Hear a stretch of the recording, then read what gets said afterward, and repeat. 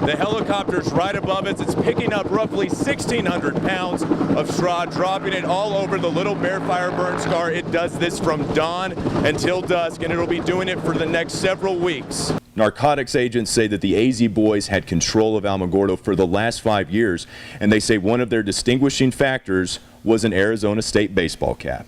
Earhart says there are 32 different pieces to this extraterrestrial puzzle, explaining the crop circle, and at the end of the scavenger hunt, everyone gets to meet an alien. But you better follow on Twitter if you want to find out when.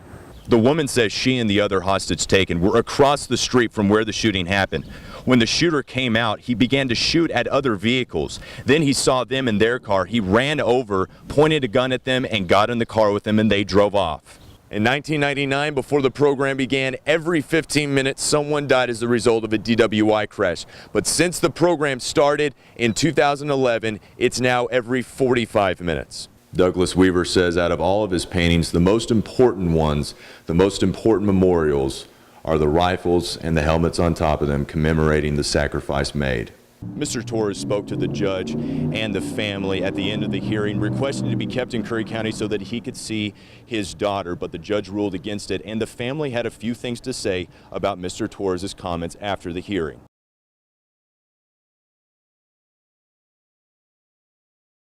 The violent rampage began when Jimmy Reagan allegedly saw a woman in her backyard, asked her for money at gunpoint, and when she said she didn't have any, he went in for her boyfriend. Then once inside, Reagan reportedly kicked open the bedroom door of the woman's boyfriend, Shondell Lofton, and fatally shot him in the head. Clovis police tell us that's when Reagan ran from the home, and upon seeing two women in a van across the street, he pointed a gun at them, got in the car, and made them drive. The hostages were now Reagan's unwilling getaway drivers. The woman says she and the other hostage taken were across the street from where the shooting happened.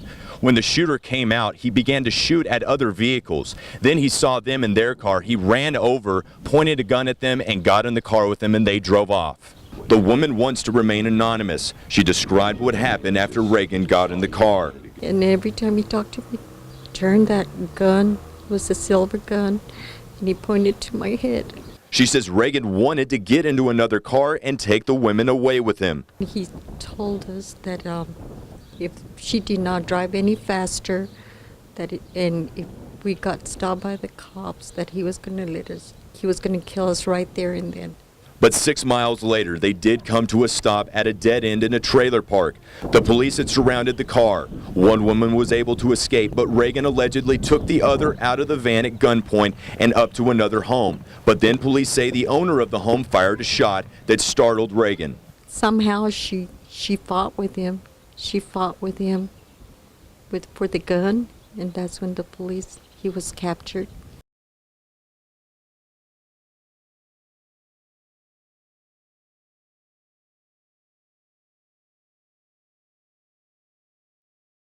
Douglas Weaver fought in Germany from 1943 to 1945 as a combat engineer. All the explosions he endured in the war have left him nearly deaf. I got out of the Army in 1945.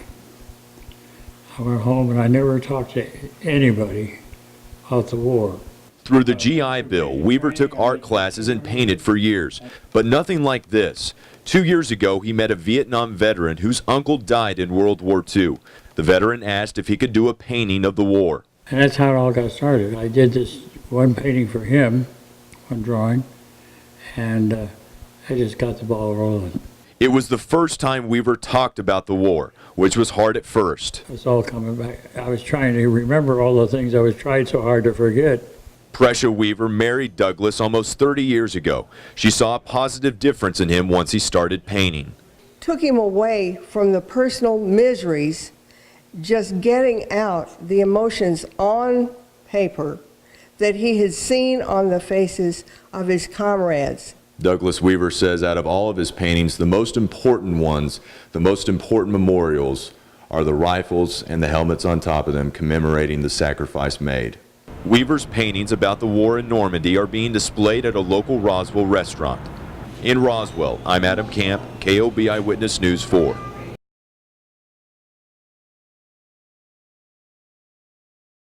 I'm telling you right now, you need to go home and you need to grab your gun, because the aliens are coming. Look what they did to my crop out here. It's the craziest thing I ever saw. That's one way to react to seeing this. Over 100 yards across with strange patterns inside. And with the 65th anniversary of the Roswell incident approaching, who did this and why? It took us about 4.5 hours.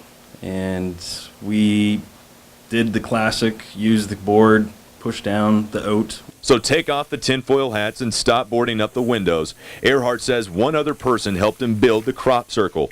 He says they did it in the middle of the night and it took them 4 hours. He says it's all part of a scavenger hunt he created called the Roswell Experience.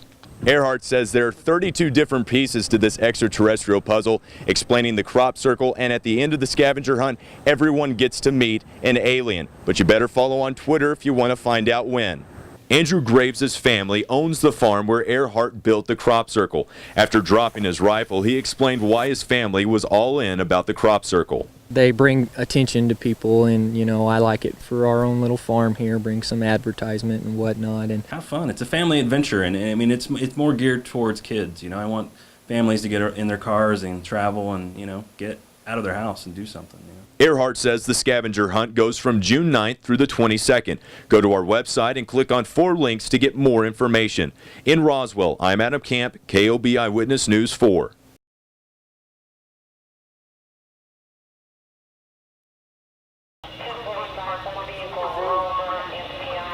Students listen to police dispatch, tell them their classmates are involved in a crash. They come outside to see bodies on the road and police sirens approaching. It's not real, but the message is clear. Drinking and driving kills. Lupe Becerra's daughter thought it was real at first. Yes, she did.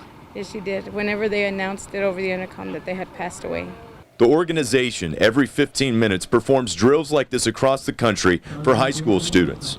In 1999, before the program began, every 15 minutes someone died as a result of a DWI crash. But since the program started in 2011, it's now every 45 minutes. The school picks out students to reenact different roles. Some die in the accident, and even one boy plays the driver. The mother of the driver says it's good for the students to experience this.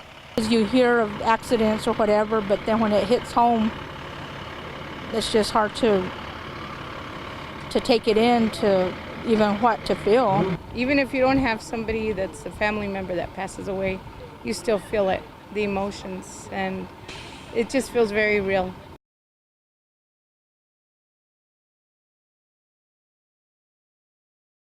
It started in the village council room of Ruidoso this morning, a vote for a declaration of emergency.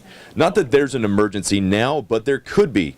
For instance, if a flash flood happens, the council approved the declaration, which will bring money from the state and federal government. And this all costs money. You've got overtime involved, you've got equipment, you've got machinery. So this will allow us to pursue some funding.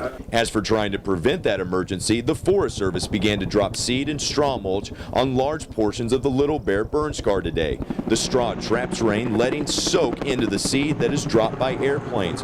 All this helps prevent flooding. When you restore vegetation, you increase the absorption of the rains, you slow the runoff, and it also catches the debris in the soil that's flowing down off those slopes. The helicopter's right above us. It's picking up roughly 1,600 pounds of straw, dropping it all over the Little Bear fire burn scar. It does this from dawn until dusk, and it'll be doing it for the next several weeks. Mitchell says catching a break from the rain is huge for the seeding and mulching process. Flying these helicopters is weather dependent, but we do have some good days ahead of us with weather, so we should be able to get a lot of work done through Tuesday. She says once seed is dropped, new grass can grow in 3 days. But she says flooding concerns will be haunting Lincoln County for the next several years due to this harsh fire. In Ruidoso, I'm Adam Camp, KOB Eyewitness News 4.